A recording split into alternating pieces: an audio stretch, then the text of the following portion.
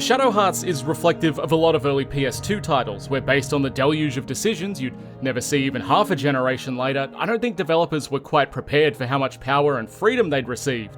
As a result, we ended up with an unconventional title which dabbles in the horror of its predecessor Koudelka, though receiving a lighter spin as it seems to prioritize the RPG elements over the blatant Resident Evil copying. I'd say it succeeded in a vain way, but leans too heavily on the safe tropes we know and love from the subgenre to be another Koudelka. If you know anything about the development of the spiritual predecessor to Shadow Hearts, it was a push-pull effort between a director who wanted a horror title and a team who wanted a JRPG, so it, makes sense that it would normalize a little bit, settling on a safer identity. The Eastern role-playing genre historically featured representative design. It alluded to a larger-scale affair. This is Dragon Quest for the NES, the game which arguably birthed the subgenre. Some are keenly familiar where others have merely glanced, but take a look at that world map. It's obviously not to scale, the towns are the size of the guy, but they represent a full-sized kingdom or thereabouts. Upon entering, everything is implied, scaled back, there are few houses for commoners, barely a castle. Nothing's functional, it exists to sell you the idea of a world without committing to the non-critical parts. Games have always and will always do this. It is an impossible task to build a world to scale otherwise, but JRPGs have their own unique approach, with Shadow Hearts being no exception.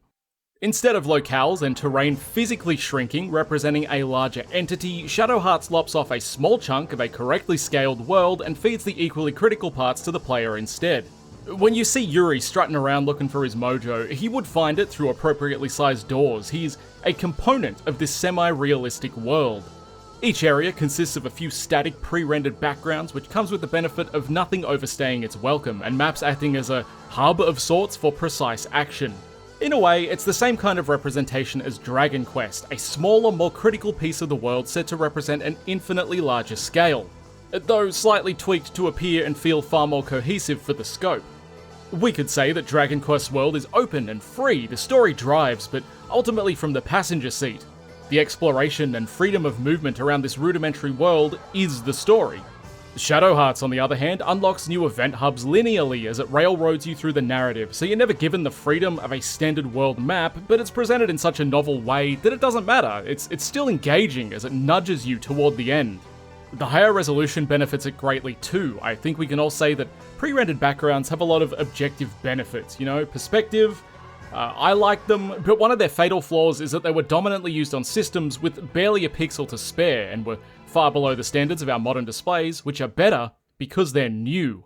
That's truly a curse of pre-rendered assets. Eventually, new resolution standards will impact them far greater than, scalable 2D assets or smoothable 3D polygons, but the PS2 titles will always have a better shot of looking decent for longer. I'm not going to get technical here, but from an actual console and through either a CRT or an upscaler, and with a cheeky bit of de-interlacing, this added resolution makes these areas look killer. Their vibe, their aesthetic, not looking like pixelated vomit. You're moving around a world and you can actually tell. Being vaguely based on real-world places from a real time period also sells the authenticity, where if you know nothing about early 20th century French architecture, you assume this is exactly how it looked and move on with your life. Obviously, it's not 100% accurate because people actually live in Wales, so I've heard, but it does seem like they were mildly familiar with what they were building, even down to the claustrophobia suffered from older European structures. They at least nailed the tone, which we could say is... Hang on, that doesn't say representative, I've written representative. Good job. Speaking of Europe, the monsters within are eerie, they're demonic in a visceral way, and they've always creeped me out. If you look at the opening cutscene of Koudelka, the way the gangly monster monstrously monsters towards her from behind is something I still think about. It reminds me of the Tar Man from whatever that movie's called. I don't know, I don't watch movies, but looking the part is half the battle. Selling the action is the rest. It's one thing to slap a demon in a battle scene, it's another thing entirely to make them intimidating, giving them a powerful aura. Like this guy. JRPG monster designs often lean into bright colors, iconic mascot attempts, regular animals with a bad attitude, or powerful mythic beasts. That's fine, we all love killing cats. In Final Fantasy VI. But if you want to make something visually themed toward horror, you've got to ground it a little. Cats aren't scary unless they're bigger and faster than you. Slime isn't scary unless you can't fuck it. But this weird bird demon with no discernible features, I think we can all agree, is marginally more frightening on a first impressions basis. I know what a bird is, I know what a monster is, I don't know what this is. When this purple guy uses Game of Death and does this kawaii Asian schoolgirl pose, that's scarier than Five Nights at Freddy's screaming in your face.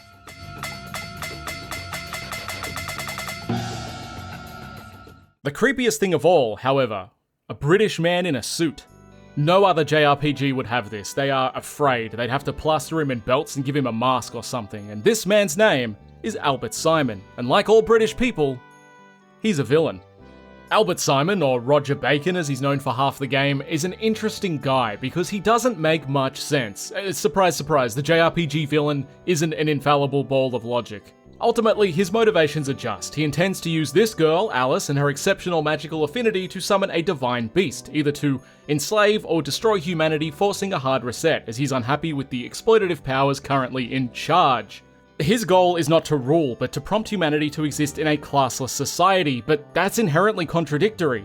His mandate being pushed from the top down through the threat of force at the hands of a god no less is the exact same thing he claims to rebel against. He's simply subbed out the current elites for himself, and then some space alien he has summoned and called God. He's a powerful guy, it makes no sense why he doesn't simply enact his plan by his own hands. He's shown one-tapping Yuri at the beginning of the game with just a glance, and then regenerating half his face. Surely a few men in robes harvesting adrenochrome are an easy mark. That's how you know he's gone full tilt, completely out of his mind. If the solution to any question is a radical societal shift, you've gone full anime antagonist. And that's cringe.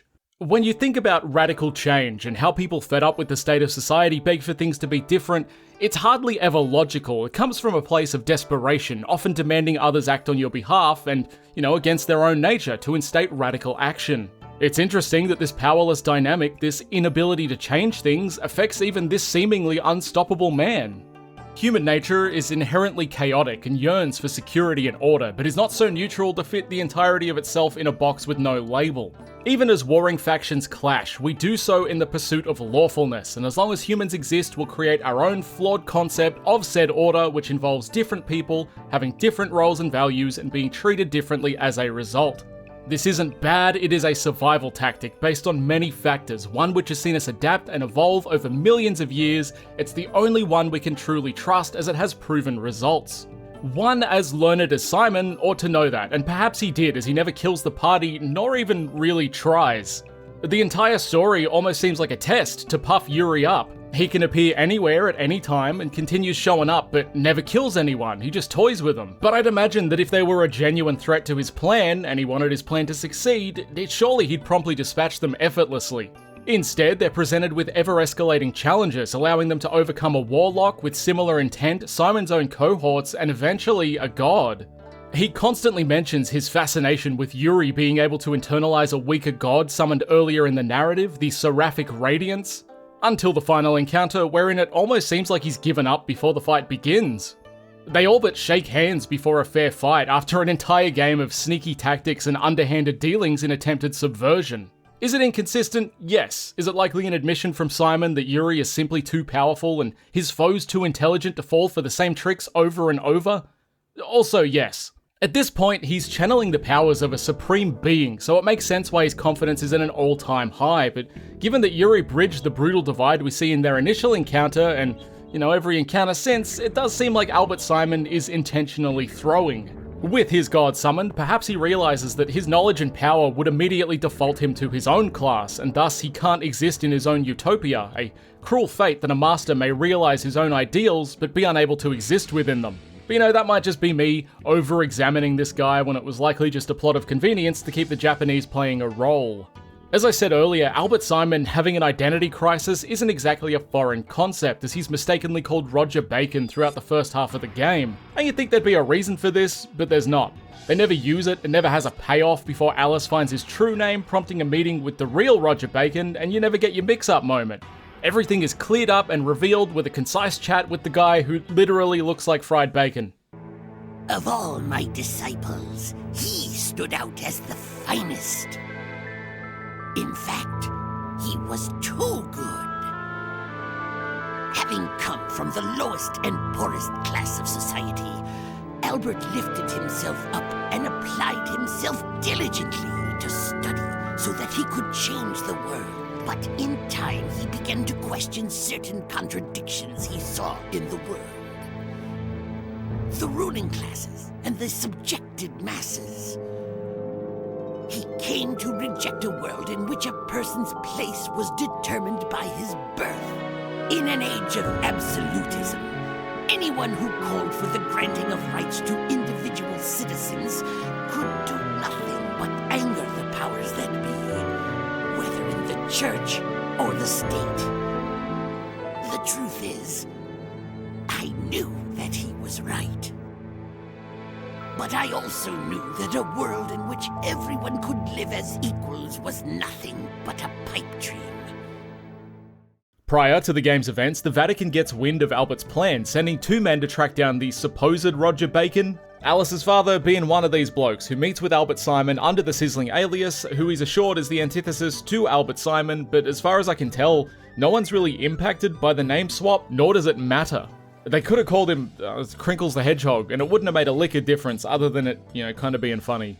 I could be forgetting or glossing over something, there's only so much of a JRPG narrative you can internalize before it ruins your psyche, but I like to think I'm somewhat of a noticer.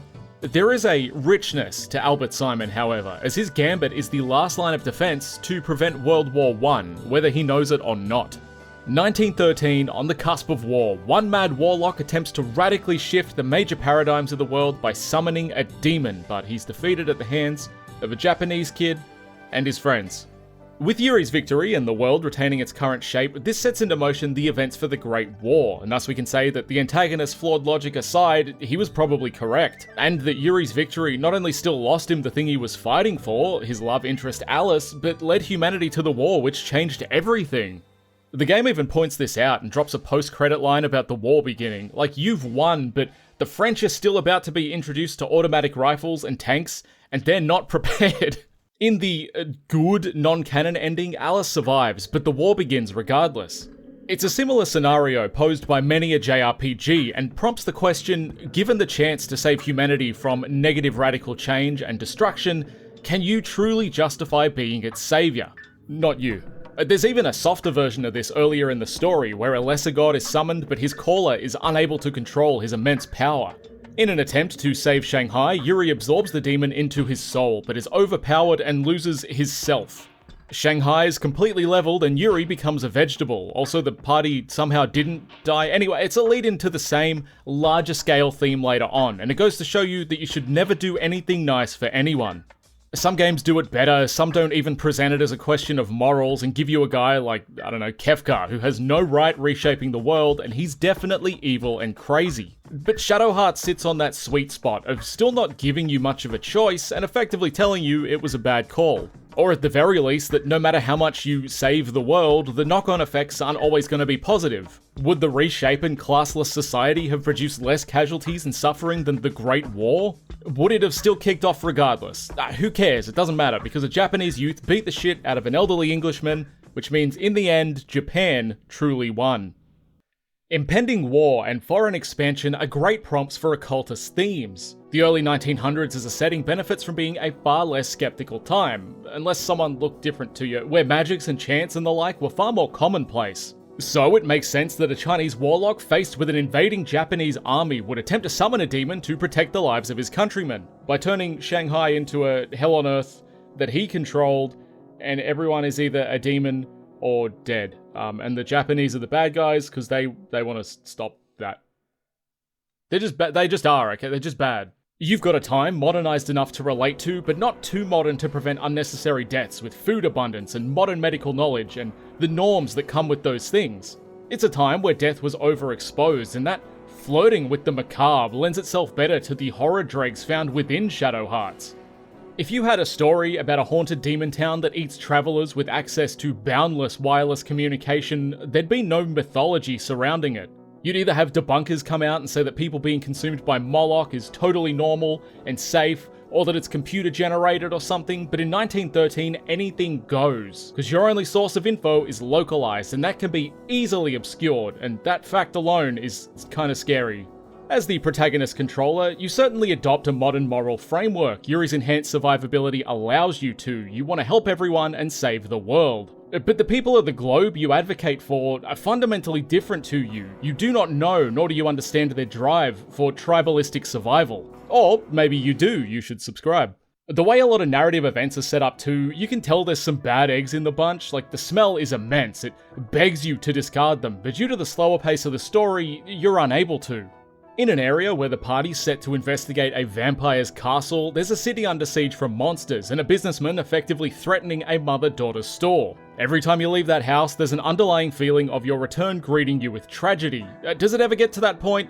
I'll let you decide once you play it, but the way you're strung along when you know something is off is either maddening or a perfectly paced video game story, depends on your perspective, I guess. After all, if you can simply slap the bad guys dead before they do anything, what's the point? You've got to suffer a little bit to truly feel the weight lifting as you insert your fist through another demon.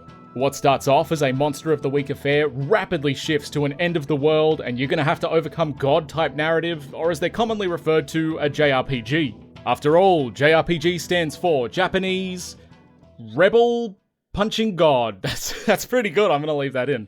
The first jaunt sees you through a small town of 3 pre-rendered maps before the moon rises and it turns into a demonic killing field. Then, besting the cannibalistic freaks, the party arrives at some docks where a possessed woman is killing people under the control of a warlock and becomes a demon of her own. After this, you figure out the warlock's schemes, and the narrative is now a rapid-fire pursuit after one of the worst dungeons in any game. With 4 or 5 total unique shots, you're tasked with running through several rooms, which all look exactly the same, and it just kinda sucks. Remember that dungeon in Final Fantasy VIII with brothers at the end? Yeah, imagine if they didn't show you the general layout and it was also filled with warping panels. Yeah, sounds great. None of the future dungeons repeat this sin, and once you're past it, it's smooth sailing, and it might honestly not be that bad. Maybe I'm just retarded. It's in the nature of a narrative like this to escalate, but I do wonder what would have become of Shadow Hearts had it stuck closer to the Monster of the Week narrative for just a bit longer. It does kinda return to it and flirts with similar concepts, but the overall tone is always of a pursuit with a clear intended goal, where the first 2 scenarios were more about bumbling into a wacky situation. Though I think at this point I'm splitting hairs, as Yuri's so strong he kinda bumbles into every situation regardless of severity. The rest of the strand is comprised of combat. It's pretty standard stuff for the genre, but features timed manual inputs, kinda like Legend of Dragoon, but radial. These inputs can be trivialized or made much more difficult and are solely leveraged against the player. The game can be tough, some bosses will kill you if you're not careful, but your biggest enemy is yourself. Effectively, the big hand spins and you gotta time a button press over these large zones for a regular attack or the smaller zones for a critical hit, and while it sounds simple, it's not the function itself that challenges the player, but the mental game. When I see that critical hit zone, I'm assured in my own mind that I could crack it easily, and then I mistime it and lose my turn. I know for sure I can comfortably hit the safe parts of the wheel, but that's boring. I don't feel good if I strive for the bare minimum. It's not gambling, I can play safely whenever I want. I'm enabling myself to go beyond, setting up expectations of normalcy, and excelling far beyond. Or, missing entirely. The damage increase isn't even like 100%. From what I can gather, it seems closer to 20%, so the cost of losing one full attack plus any subsequent attacks as the rotation stops upon fail means you are always going to lose, even if your success rate is high. The house always wins.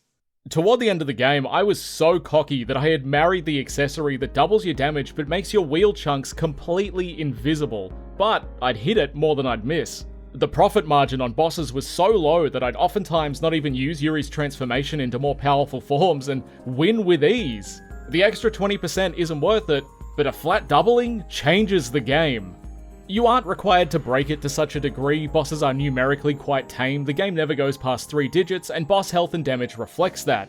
Their most severe viability is in their ailments. You can go through a dungeon fighting a handful of encounters, maybe you'll see a poison, maybe you'll see a silence, but then a boss will whip out like a party-wide petrification, and that's game over. One could see this as a negative, but I don't understand how you do it any other way. If you completely telegraph a boss and know exactly how to counter them before they arrive, what's the point of offering a challenge to the player? Sure, the ailments come out of nowhere, but the game features equipment that outright prevents ailments, so on your second attempt, the boss becomes relatively trivial as you can kinda remove these elements from play. I've seen people actively complain about this, like they're owed progression, and can't simply plan around it by using their turns and items wisely, but, I guess that was my fault for taking other people's opinions seriously.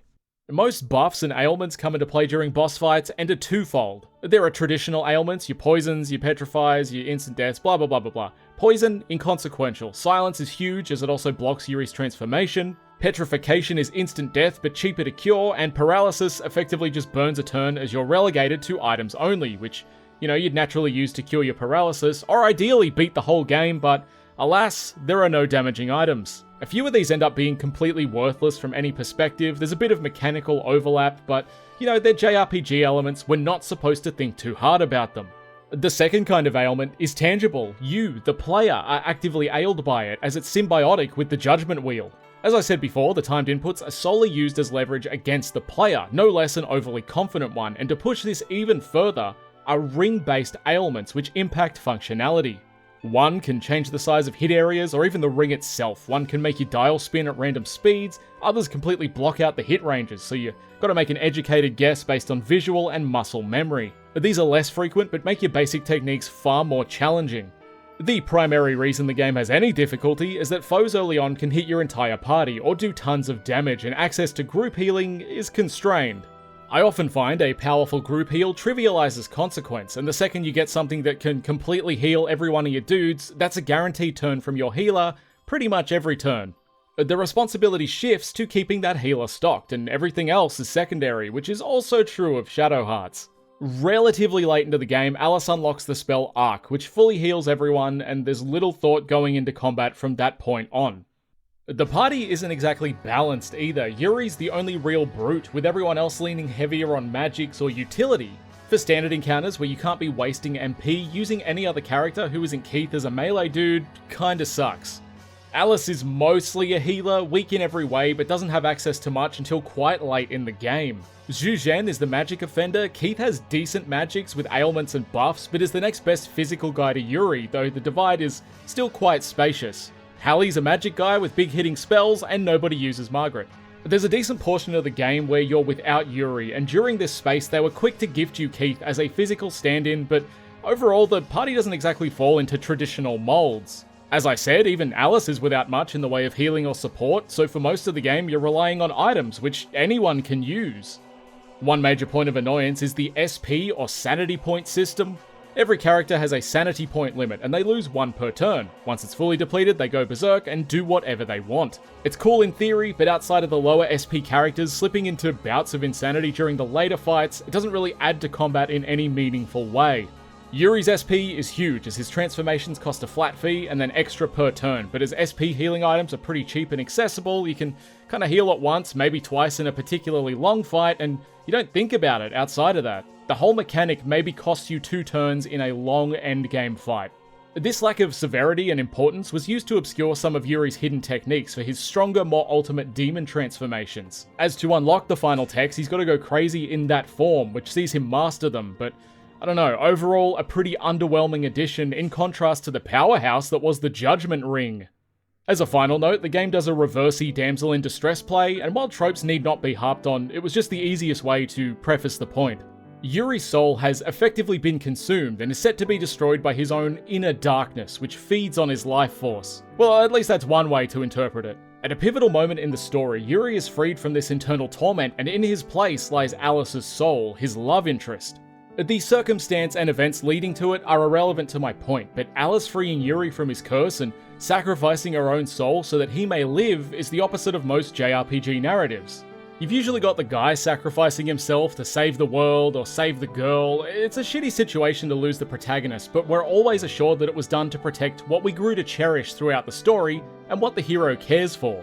When it's done by the love interest to save the protagonist, and now the protagonist must live through that loss with his freed soul intact, it hits a little different. That's not to say any of the characters ever grow on you, but there is a unique edge to Yuri acting out the damsel role. His physical strength alone relegated him to a role that was effectively unchallengeable, so it had to be like psychological, emotional destruction that he faced. And that was fixed with his love interest.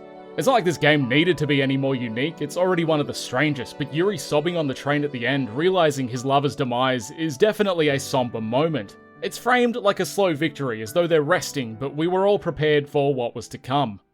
Oh yeah, and the story itself has some real choppy translations. It does the job, people get most of their lines out, but if they don't outright make sense, you can kind of infer what they mean, but then out of nowhere they'll break character for some sort of reference that makes no sense. Yuri is a smartass who doesn't understand a great deal and takes nothing seriously as a result. He's overly confident, as he deserves to be due to his powers, and most of his dialogue reflects that. When Yuri's talking to Hallie at one point, he randomly says, "Thou has not won, even once." Like, what? It's a sick fucking burn, but it makes no sense in the context, nor for the character to say. Alright, I'm done. What's that? I didn't even touch on Yuri's father issues, or how the game has like a bad vibes meter that makes you fight a physical manifestation of Yuri's mental torment. Fucking cool. Who doesn't have father issues and schizophrenia in current year?